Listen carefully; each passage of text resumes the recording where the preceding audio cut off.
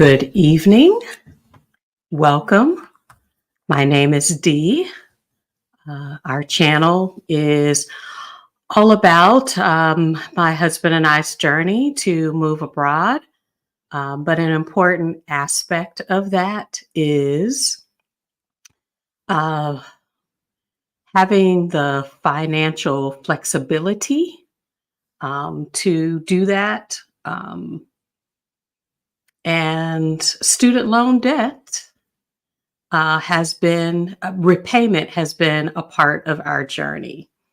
In the description of this video, there is a playlist where we've also shared content about our financial journey as a couple. And actually, student loan debt sits right in the middle of that. I am going to be pretty transparent, as I usually am, pretty vulnerable in sharing my own journey, and in the hopes that as we are all preparing for high school graduations, getting our young people ready for college, students coming home and trying to figure out what am I going to do over the next few years with my life. Should college be a part of that equation? Is student loan debt the answer to will I get a better job? These are some of the questions that I'm going to tackle over the next few weeks. We're going to do this series through the month of May as we are in graduation season. So I thought I'd start off, just sharing a little bit about why. Why am I talking about student loan debt? So this conversation is centered on the fact that for me to attend undergrad, grad, and to get an advanced degree, I did not have a family that had the financial means to pay my tuition for a private school out of their pocket. And there's a reason I gave that caveat that I'm hoping that I'll remember to come back to. But for a private school education in the early 90s, when I was going to school after high school, after my first year, I chose to go to a private school. And so what I need people to understand is that there are multiple paths to figuring out what you should do. I have to agree. I use the word useless because I think you should have a purpose for getting your degree. Okay. I've had several conversations with friends, with acquaintances. I've researched and listened to a lot that YouTube and articles that are on the internet. And what I want to center as a part of this conversation is college is not something to do. It should not, even though advancing yourself and elevating your knowledge and gaining experience should be expected of 17 and 18 and 19-year-olds, college should not be the one path that we as family members and friends push. There are multiple paths for young people to develop themselves, to develop an understanding of their skills, interests, and talents, and that college should be one aspect that they consider. The world is different. the world is different. And what I'm hoping that this conversation does is that it helps you to see that there are consequences for the actions that we take in relationship to debt. And if college equals debt that you take with you, not that you can pay along the way, but if it requires that you take out loans, it needs to be worth it. And only you as an individual can decide if it is worth it. And worth it means that I understand the worth that I am attributing to the academic training that I'm getting. I talk to a lot of college students who are really not sure what they want to do in the world. They're not sure what they're going to do when they're graduating. They've had 4 years of academic training and have no idea what to do next. That is a tremendous burden when, on top of the expectation of friends and family that you're now going to enter this time of, a time of, celebration. Oh, this is a beautiful accomplishment. And then you now have to say, what's next? What next isn't just a job. What comes next for many students? And I'm looking at academic 4-year programs that are tens of thousands, if you're lucky. Many students are carrying over $100,000 worth of student debt forward. And most of them are not going to have a job that pays them anywhere near that. And so I'm saying most students are going to get to the end of their career without guidance and some direction and some openness to the process to understand the weight of the decision to incur debt for an education. What I'm not going to talk about is these universities have some responsibility to this process.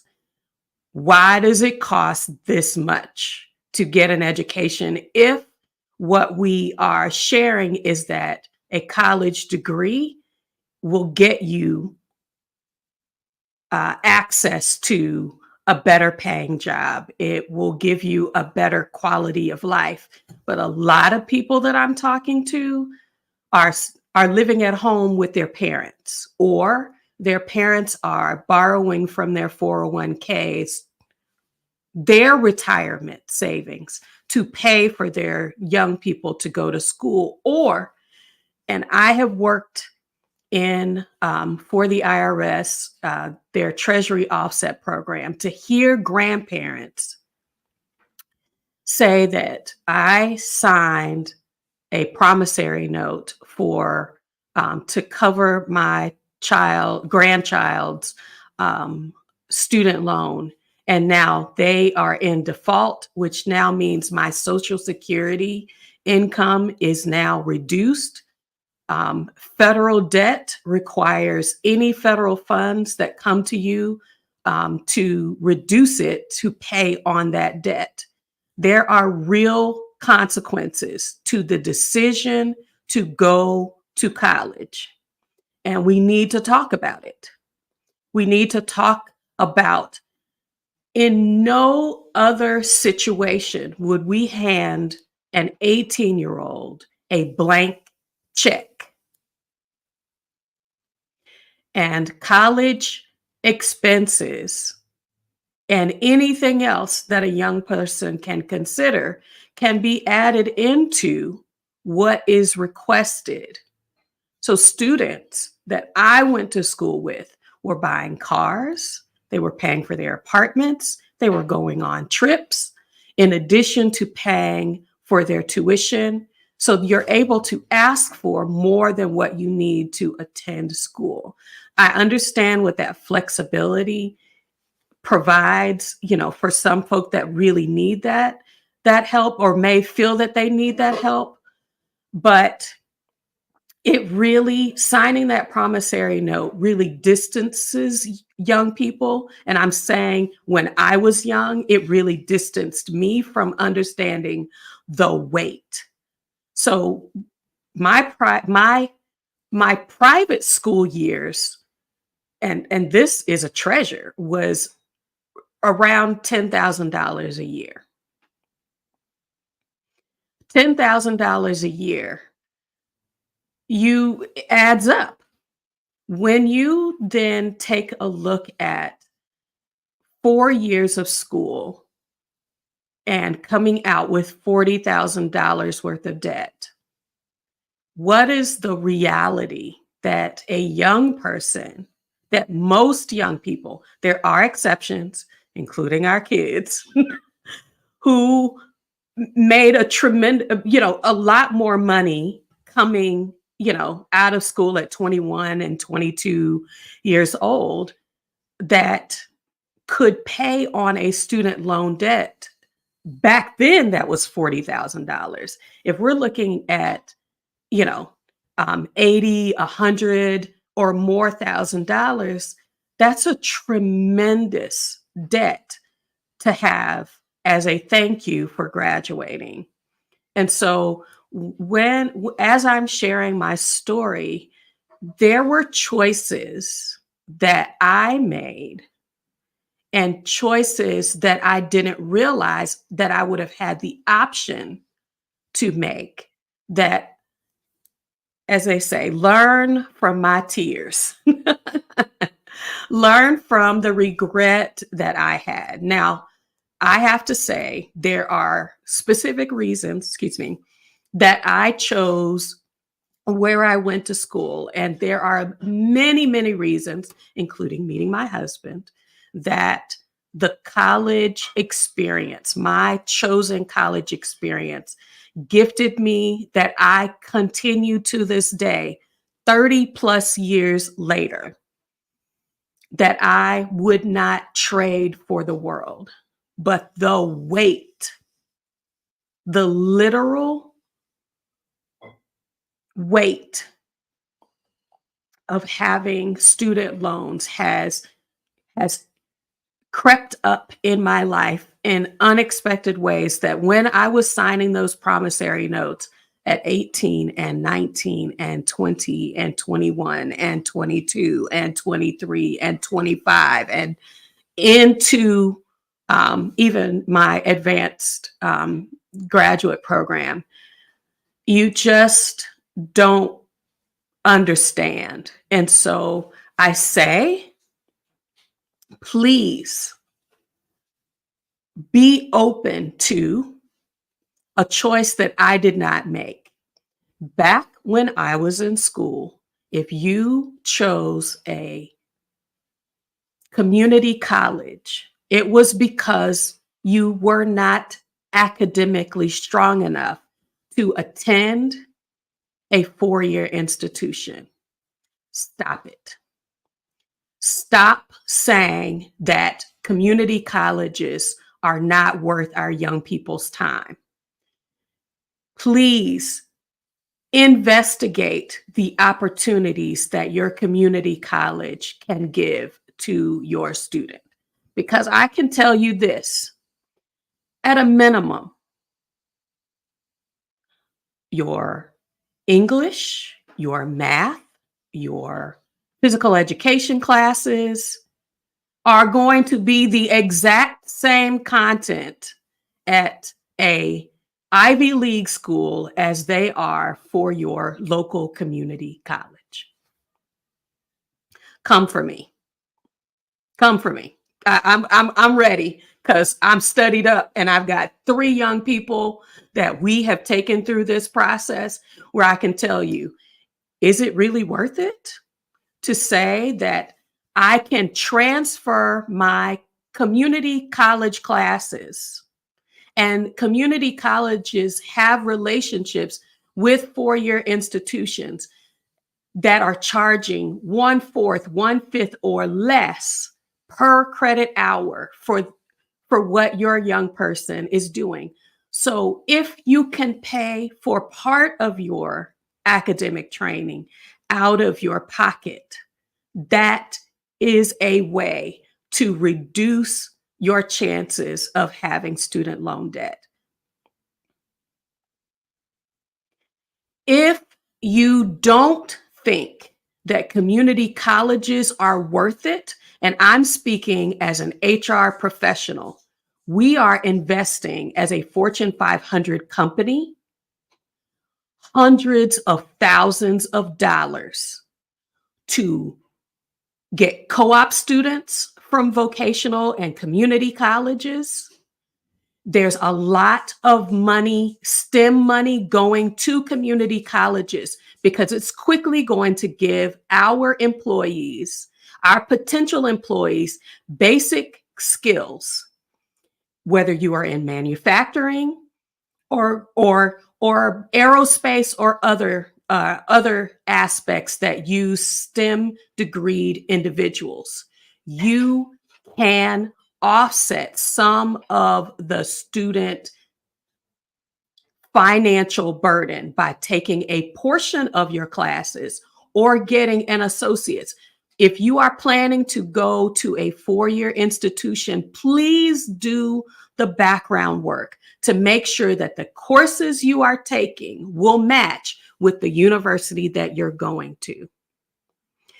If they have those relationships, and many community colleges and vocational institutions do have those programs that they take a certain amount of classes and then those classes will transfer out, take a moment to look at that.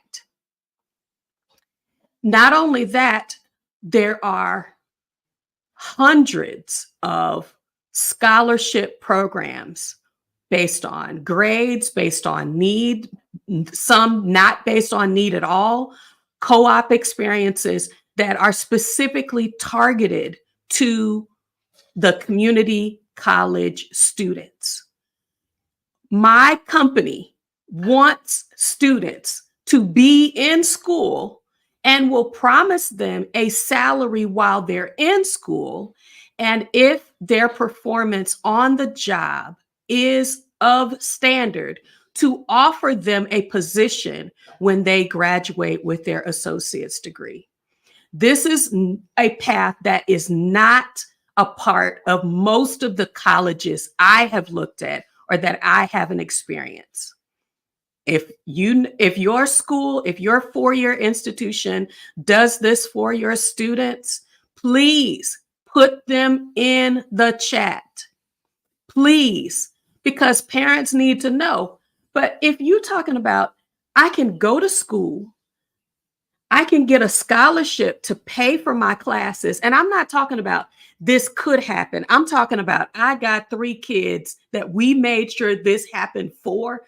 And I'm not a rocket scientist, even though one of our kids is studying to be one.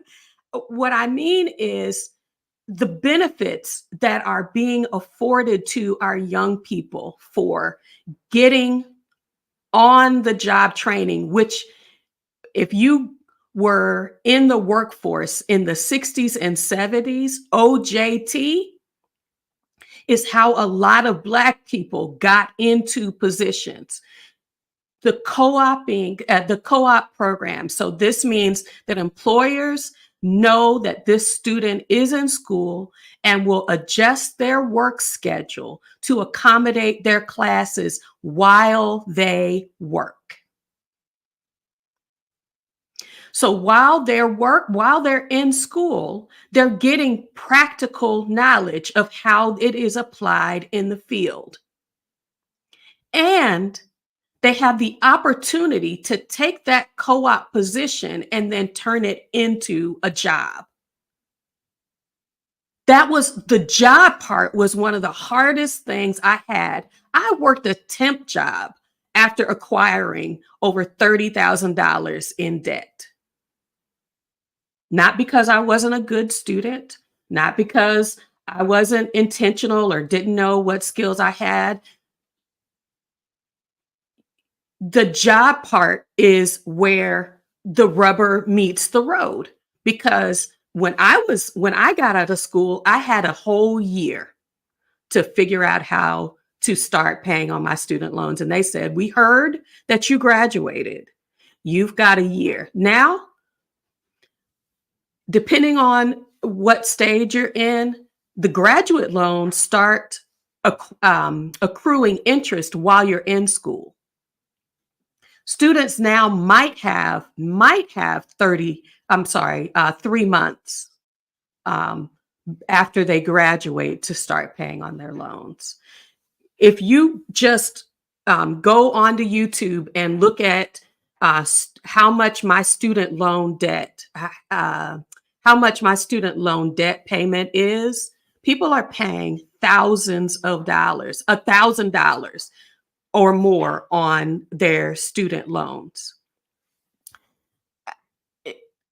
In just trying to figure out how to live, that is a tremendous debt. And a lot of students, if this don't scare any parents, a lot of your college students are going to come home. They're going to come home.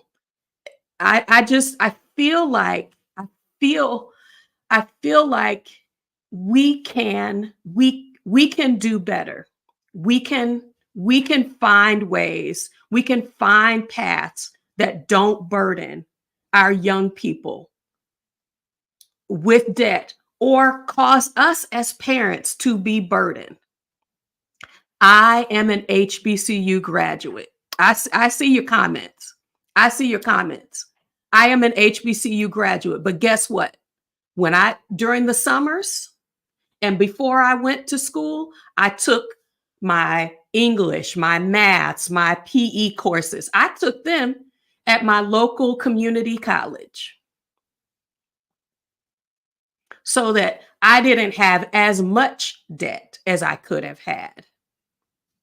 Now, there are some of us who I didn't recognize the blessing then. My dad worked at the university. He had been at the university for over 20 years when I graduated from high school. And so he was paying my tuition out of pocket. Full load was $500. Y'all, somebody come knock me upside the head. Why did I want to incur debt?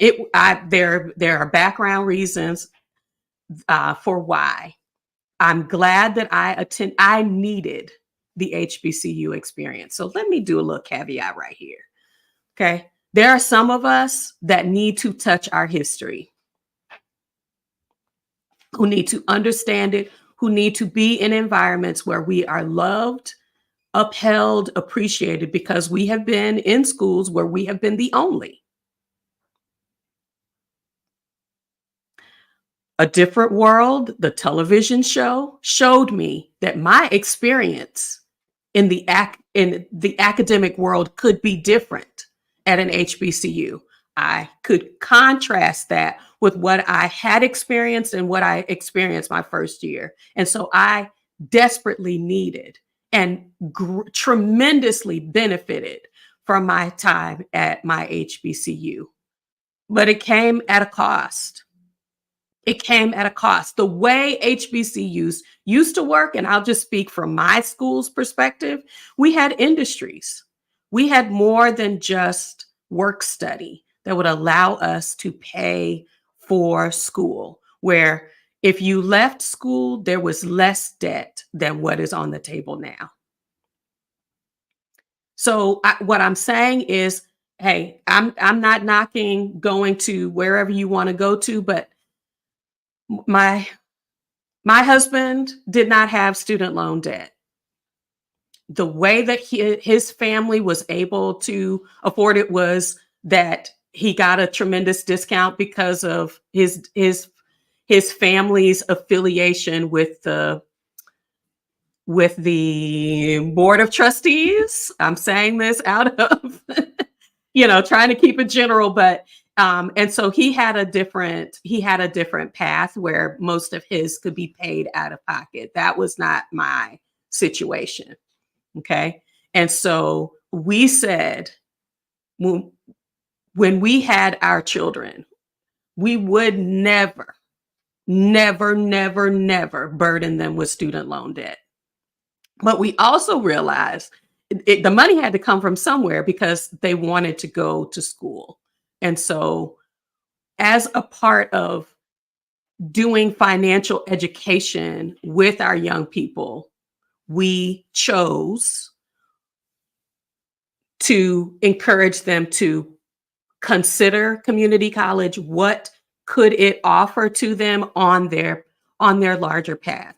One of our children finished through with an associate's. One of our children got a certificate. One of our children is going through this and is trying to decide, do I even need a 4-year degree after I finish getting these core classes? But it's that pushback of, why do you need a college degree, that I'm encouraging people to have. Yes, L. Tuition reimbursement is the other reason, but I don't want to get into solutions without going to my story. So quickly, I'm going to go through my student loan debt story. So 4 year, let's see, first year, my folks paid out of pocket. The next 3 years, outside of my summers, I had the debt from staying in the dorm, tuition, it's tuition and fees and all of that. So I come out, I get the notice 1 year later, your student loans start. I remember paying that first, something like $247. And I was like, woo, that's a lot of money. Maybe I need to go to graduate school. That'll give me a few more tools. And so I bought what I would consider to be, I bought the lie that having an advanced degree would require an employer to pay me, or would justify paying me more money. Baby, people pay for skills. They do not just pay for pieces of paper. And that's what a degree is a piece of paper. Now, I am trying not to trivialize it, but if you can't show you can do something with the knowledge that you gained, that is what the HR side of me is saying, is you should be considering how your college degree is giving you access to skills and experiences that you can then put on a resume to say, I have done, I am doing, I can do. How does college fit into the work you see for yourself, whether that is as an entrepreneur or applying to an employer? But it should be complementary. It should not be the engine that drives your choices, your life choices. These are my opinions. And that is because I started with an undergrad degree that I thought was really flexible and could fit that skill set. What I found out was that there's not a lot of people who valued my degree in the same way I did. And so I would have to get a graduate degree that made sense. Okay. That gave me, I worked a year when I was working through grad school. I took intermittent loans. So I was able, because I was still unmarried, I was able to receive the tuition reimbursement from my dad, which literally I graduated. I graduated in June and I turned 26 in July. So I lost my health insurance. I lost the tuition reimbursement. Like, I was riding that till the brakes fell off. I understood the value when I saw that price tag and then looked at how much I was making. Still decided to take out a couple of graduate student loans that built on top of that 30. I can't remember exactly how much. And then I entered the work world. So after graduation, got married. After grad school, I got married. After getting married, I had baby one, then baby two, and started realizing that my salary wasn't increasing as quickly with the needs that I had as a parent that we wanted to be able to bring in, because now the money that I was making wasn't just for me and my husband. It was now covering daycare expenses, which, if you have not had a child in daycare, that joker will put you on real street fast. Um, and so I realized quickly that I would need to do something. Well, I was taught education was your key to advancement, and I bought that lie again to go into grad school. Then even though I got a full ride, as far as my tuition and fees for my PhD program were being covered, it was just a small stipend. When you have growing children, they have growing needs. And so I said, well, let me get a few student loans just to, what do you call that, round out the edges. Instead of, I probably should get a little bit more work outside of the consulting that I was doing. In the meantime, the 1 or 2% that we were paying back in the day in the 90s transformed to now being attached to another indicator that would shift and change, shift and change. And so once I was in that advanced degree program, the interest rate on those loans were more than the interest rate for our mortgage. Take it back a minute. We get married. I don't tell my husband how much. He knows I have student loans. He has no idea how much. I'm embarrassed to say it. I didn't think he really needed to know, because I was like, even though we married, I'm going to take care of my stuff and he could take care of his stuff. Y'all, it was all messed up. If you are getting married, you should be asking your folk, you got what's your debt? You got student loan debt, you got, credit card debt, these are real questions, because the choices that we made as a couple, like, could I get an apartment? Yes. I had excellent credit because I ain't really do nothing. I had a little credit card. If I used it, I paid it off. Good money. But when it came to buying the house, I had to throw those student loans in forbearance so that it would not count against my home loan. That was the first time that I saw there were real consequences, because if it stayed, then my debt to income ratio was way off. Like I said, I started realizing that the money that I was making, instead of doubling down on, I really need to be getting some skills, not another degree. I'm heaping more debt on myself. I just didn't understand the ramification of that until, thankfully, as a part of being at my church, we had a Financial Peace University class. If you don't know about Financial Peace, please look into that. It is a financial education program. And my husband and I went into that class together to understand what our relationship with money was growing up, what our expectations individually were, and to be able to talk about money, understanding that there is shame, guilt, embarrassment that goes along as a part of those discussions. So student loan debt continues to accrue.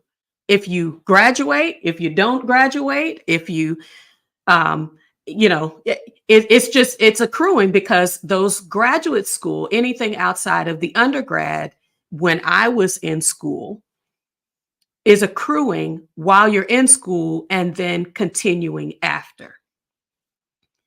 I did not get a government job. I did not, any of the paths where things could have paid for my student loans.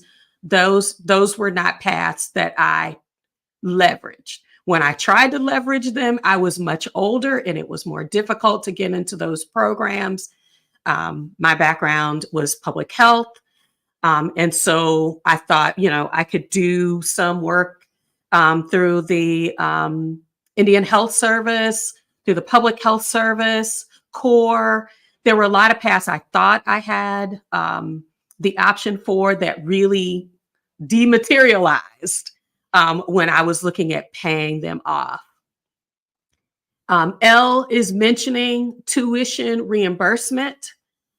I was in nonprofit where that wasn't available, but what I understand now is I was in a town when I was in undergrad that had that is an engineering hub. It's always been an engineering hub. We're known around the world for the programs that we build and maintain for NASA, for a lot of large government programs, private sector programs. But I thought, I'm not an engineer, but they need admins. They need help desk personnel. They need HR. They need HR representatives where they can train you into a lot of those positions. And regardless of being an engineer or not, your tuition is reimbursed. I was like, I didn't even know that. I wish I had taken my keen computer and typing skills that my mother made sure I had. And when it could have gotten in at an entry level position that would have covered my tuition. There are companies, please don't think they don't exist. There are companies that have tuition reimbursement. Teach your young people, your nieces, nephews, cousins, neighbors, more than that salary, ask about your benefit package. Ask, is tuition reimbursement or what their education access, will give you. You can take, do C++ certifications. A lot of employers are using these as pipelines. Vanderbilt makes available to their patient transport people because they need lab techs. This is how employers are using their internal structure to pipeline employees from these entry level positions up. So please, please, please look and teach your young people how to look at, yes, you want a good salary, but if your employer will pay for you to skill up, it is in their vested interest to make sure that you have somewhere to apply those skills. When you have debt early in your marriage, big debt early in your marriage, and you don't talk about it, it's bad. It can be really, really bad. It can be bad. Learning how to talk about money, learning how to say, I need help. That when you marry, it's not your debt, it's not my debt, it's our debt. Somebody needs to be saying this in these internet streets. Okay. Okay. And so it was a slow, intentional process for us to get on the same page about just that part. And so once we My thought was, we're going to live on one income when I get married. I know I've got student loans. We're going to live on one income, and that's how we're going to pay off the student loan debt. And that's actually how we started living, but it wasn't always enough to do the things that we needed to do. And so when you feel like, I got two kids, I need to be in a house because house is a status symbol, you're going to say, I'm going to take this extra money and here's my down payment instead of here's my extra money. Let me pay off this loan debt. Most of the conversations around student loan debt, home mortgage, this is a debt for life. I don't blame myself for seeing it that way, but that is what is shared. Either specifically people are saying those things, or that is how people are living. How many people do you know intentionally were paying off their home loan when you were in your late 20s, early 30s? Not me. I didn't know anybody. No one, if it was happening, they weren't sharing that. If somebody was leaning into paying off their student loan debt, nobody was talking about it. If they were just like, look, I'll just hand it to them till I die. And then the debt just goes away. What brought us forward was what having a student loan keeps us from doing. I knew that I didn't like debt. I'm not speaking for my husband because he's not here. I don't like debt. I know that there are ways to look at, consumer debt. There are categories of debt. I don't like any debt because that means there's something standing between me and my choice, my freedom to choose. So debt stood in the way of my freedom to choose, which I never thought when I was in my early 20s that I would ever want to do. I wanted to stay home with our children. I didn't want to put my baby in a daycare. Debt made me make some hard choices. And I think I leveraged some things that probably should never have been leveraged to even do what I was able to do to be with our kids when they were smaller. But these federal student loans, which I had federal student loans, I didn't know that there were bank loans that you can get to pay for school. So there are a lot of paths, but my federal student loans, that interest is just growing. And I had a fear of even going to look to see how much the debt was.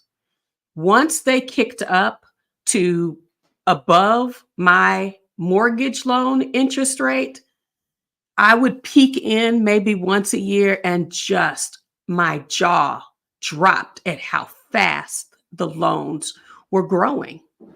And I felt that there was really nothing that I could do because now I've got school-age children. Everybody's in school. They have needs. We want to do things as a family, but there's always this nagging feeling that I can't because I've got this weight on my back.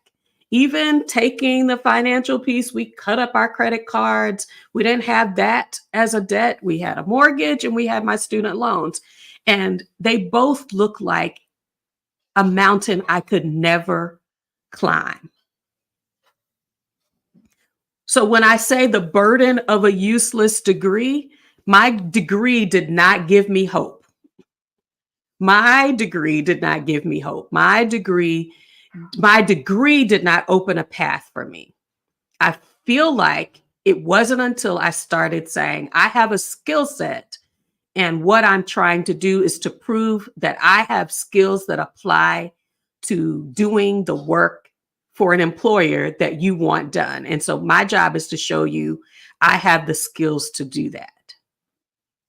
I have the training, the background that can be complementary to it.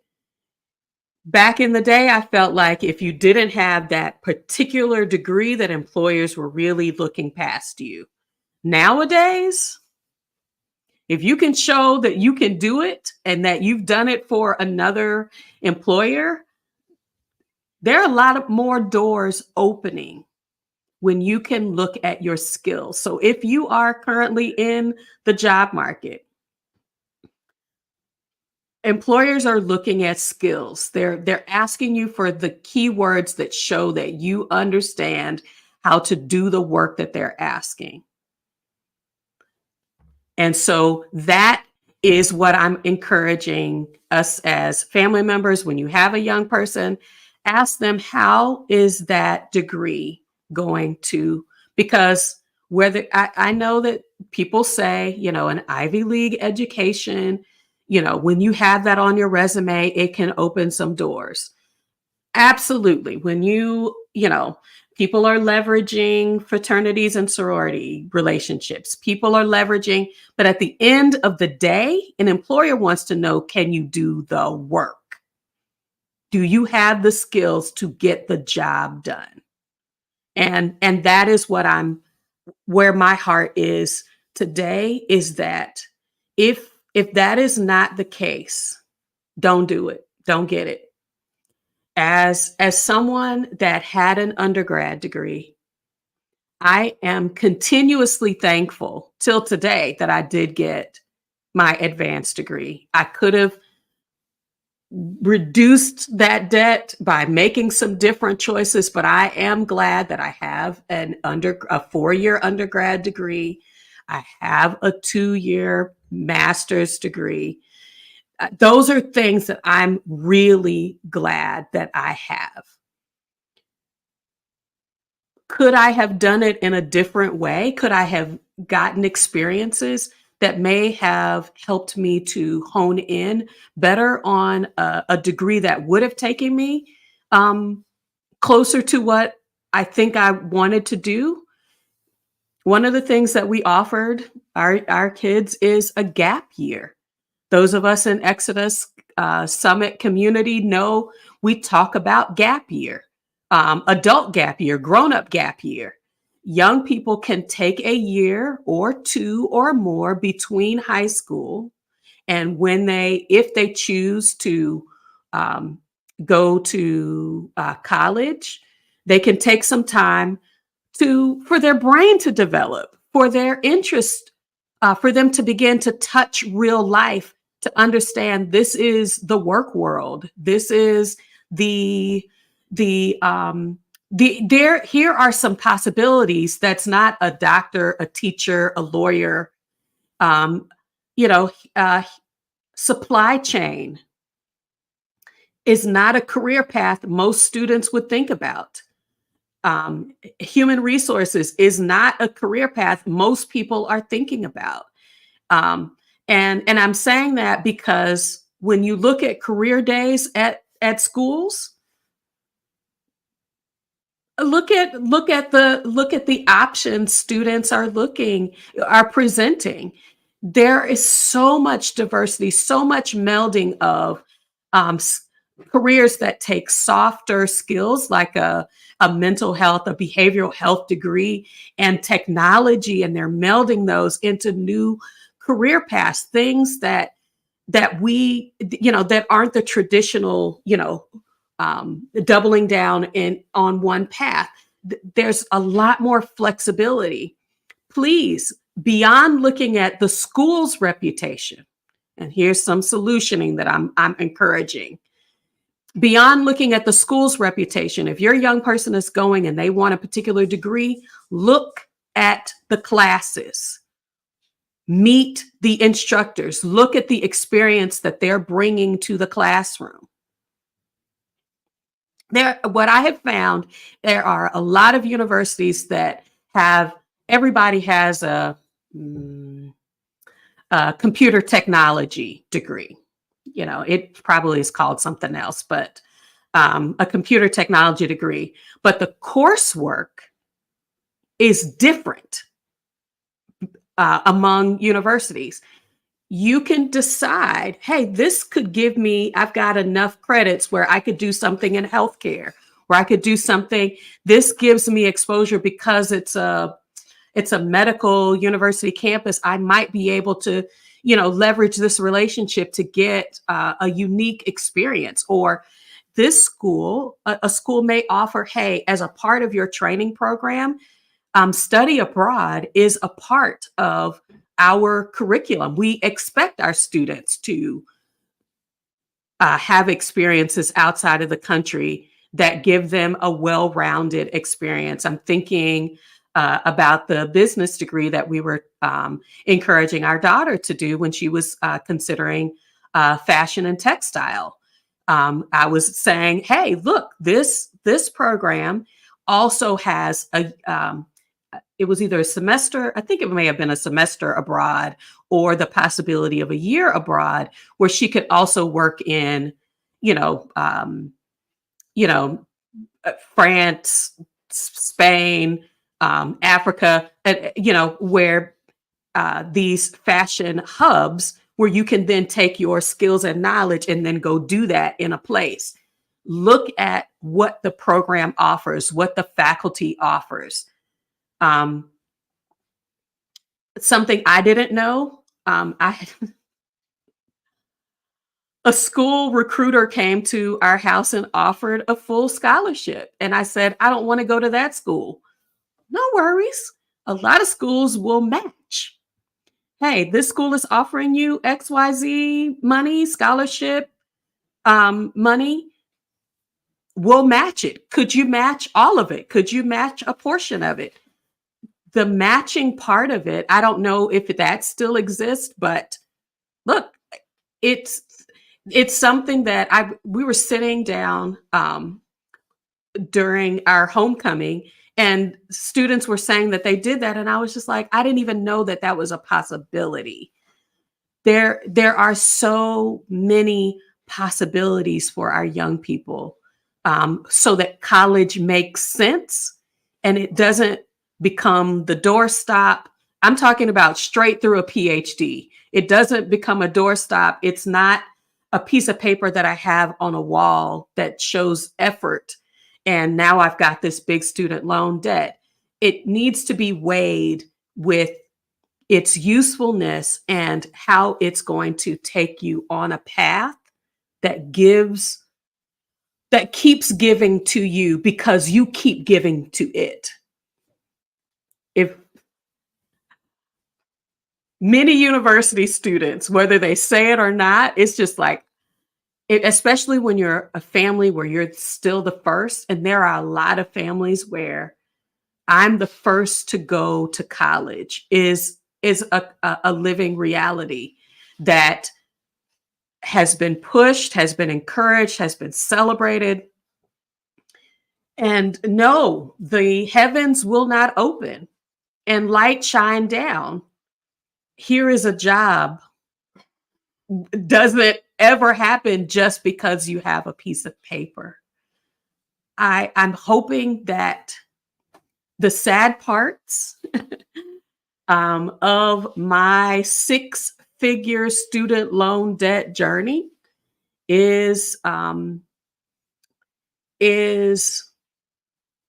what causes people to stop and think.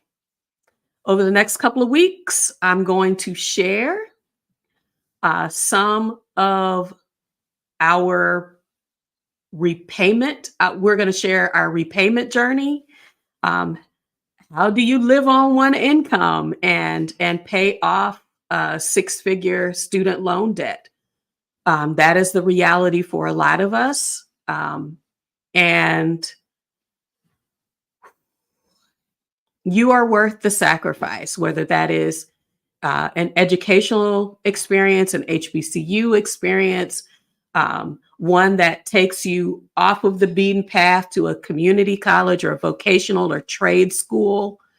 Um, you're worth taking a minute and investigating. If all of your friends are going to four-year universities and you choose, I'm going to go to a technical school and become a commercial electrician,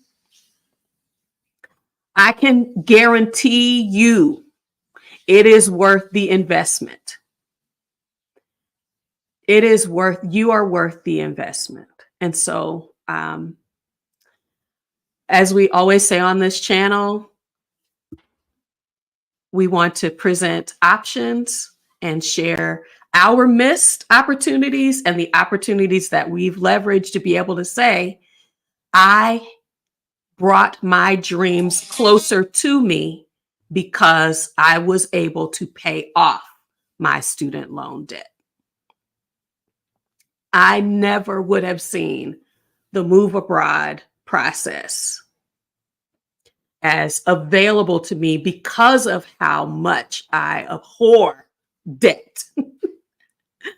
Even though I know you can use the individual repayment plan to reduce your, what you owe to zero. That joker is still accruing interest, and that debt is still out there. And whatever and whoever, whatever circumstances or whoever is in office can say, pay up at any point. And so I want to be free, and I'm hoping that these are freedom conversations, not conversations that point a finger. So I want to say thank you to my family. Thank you. Thank you to my family that's joined tonight. Thank you to my sisters that have gotten in the chat to share their thoughts and opinions. We're going to get free. We are working toward our freedom. I'm not just dreaming about it and hoping that it happens. Lean into your dream and whatever it takes, even in education. So, bye for now. Thank you all so much.